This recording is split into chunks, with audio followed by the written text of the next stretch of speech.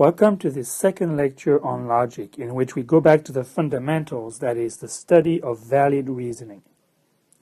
We'll start this first segment by looking at an argument written in English. And here it is. Now, in the interest of time, I'm going to activate my fast writing superpower.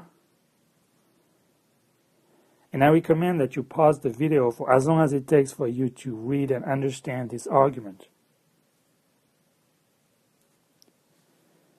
Now let's consider this argument carefully.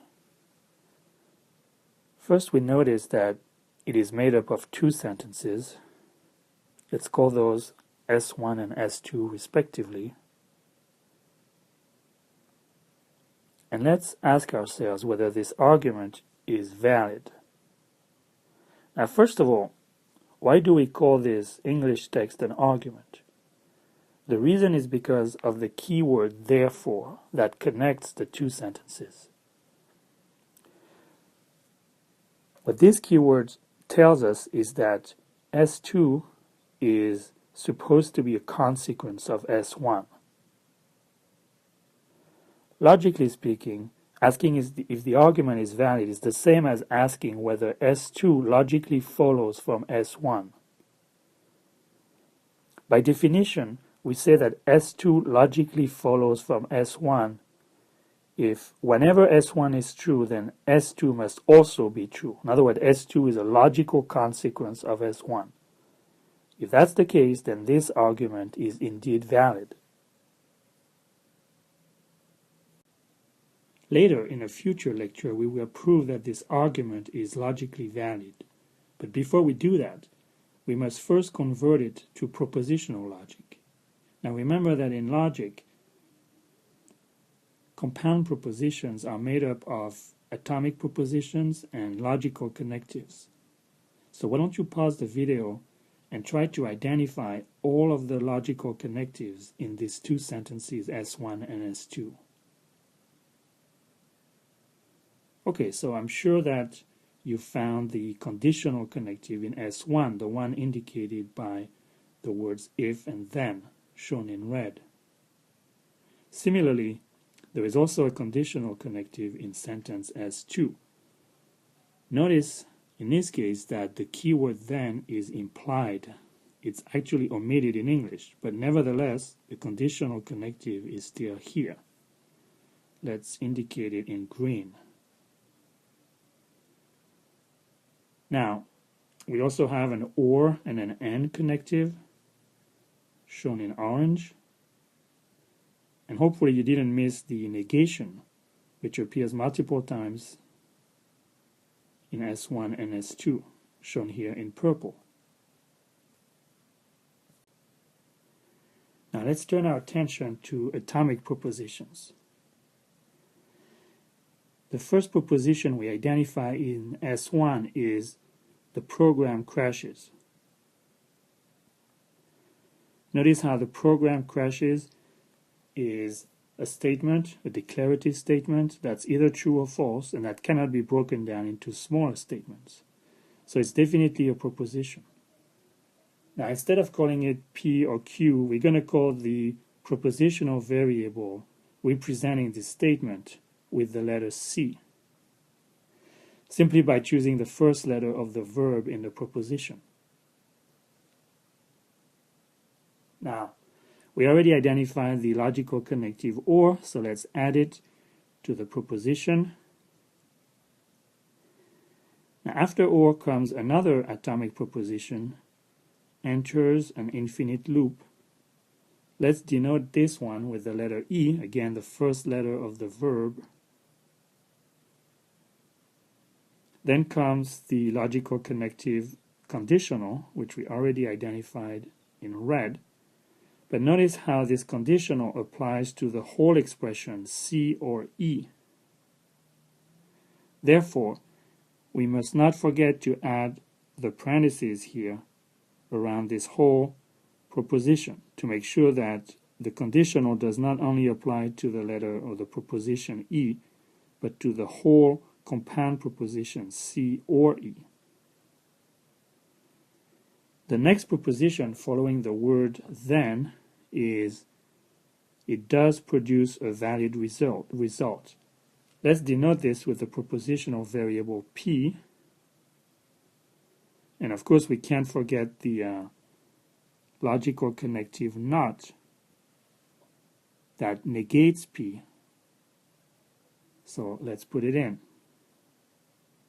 So in conclusion, the sentence S1 is, when converted into logic, represented by the compound proposition shown here, namely C or E implies not P.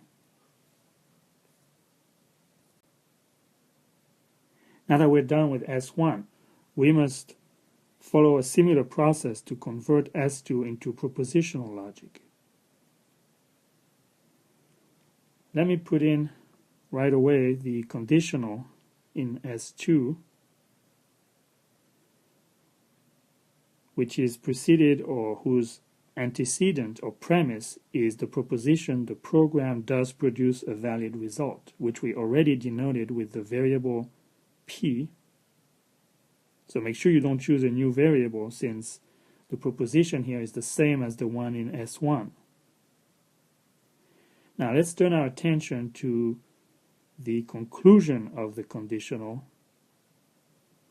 It is a compound proposition that starts with the proposition it does not crash or not C, is then followed by the logical connective and ends with the compound proposition it does not enter an infinite loop or not E. Notice how I added parentheses around this consequent, even though they are not necessarily required because the precedence of the operators would have done the job. But just to be clear, I always add these extra parentheses to show that the consequent of the conditional is not just not C, it is actually the whole proposition not C and not E. And that concludes the translation of S2 into a compound proposition of propositional logic. So to summarize, what we just did is formalize the argument. In other words, we converted the English statement of the argument into propositional logic. In a future lecture, we will show how to prove that this argument is valid. But the point of this lecture is actually to focus on the first step, which is to formalize arguments. So, to give you some practice with this process, I'm going to ask you to consider a second argument. Let me again activate my fast writing superpower here. And so what I ask you to do now is to go through the same process of analysis of the argument. Remember, we started by identifying two sentences in the previous argument. Well, similarly in this one, we identify sentences S1 and S2 connected with the word therefore. That's why this is an argument. And the question is whether the argument is valid.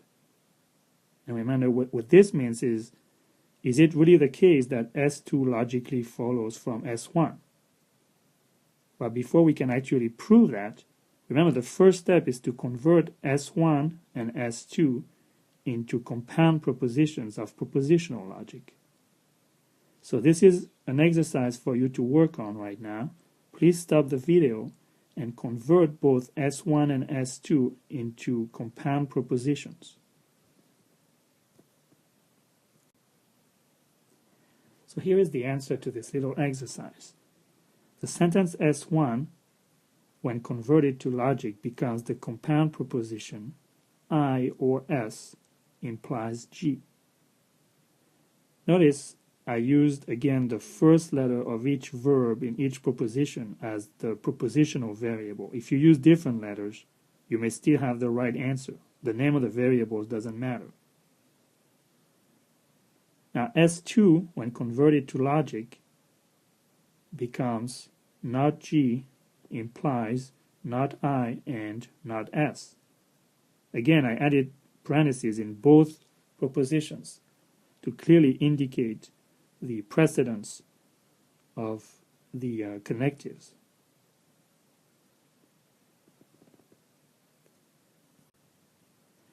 Now that we are done formalizing both arguments, I hope you realized how similar they are.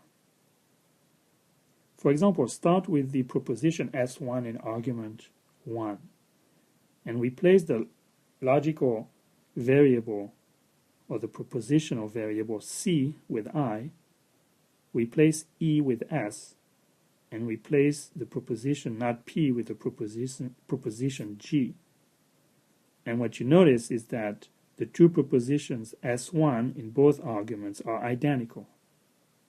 In fact, if you perform the same substitutions in S2, you'll realize that the two propositions S2 in both arguments are also identical. And what this means is that these two arguments, from the perspective of logic, are identical. And what it means is that in logic, it does not matter what the meaning of the propositional variables are. The only thing that matters in logic is the structure of the argument. If the structure is the same, the argument is the same, even if the meaning of the English sentences is completely different. That's a point we'll get back to in a later lecture. But for now, let's summarize what we've done so far. So how do we determine if an argument is logically valid? Well, we have to perform two steps.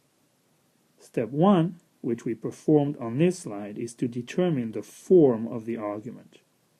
In other words, to convert the English statement of the argument into propositional logic. In step 2, which we will perform in a later lecture, we will formally prove that the argument is valid. And for that, we will use the result of step 1. We will use the formal representation of the argument to prove its validity. But in the rest of this lecture, we will focus on step 1 and help you convert English statements or English arguments into logic.